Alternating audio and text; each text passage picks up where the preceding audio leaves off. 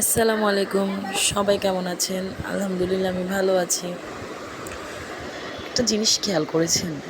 মেয়ে হয়ে জন্ম নিলেই মা হোক, বোন হোক বা বউ হোক, যেটাই হোক না কেন রান্নাঘরে যেতেই হবে।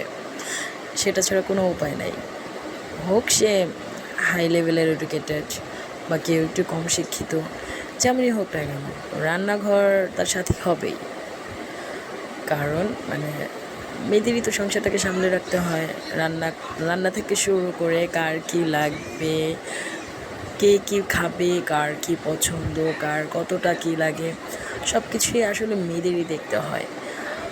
তো এই জন্য বলতেছি যে মেয়েরা আসলে একটা ঘরের কেন্দ্রবিন্দু আমার মনে হয়। মেয়েরা আসলে এই মেয়েরাই দেখবেন যে একটা সময় কিছুই পারে না, আবার দেখা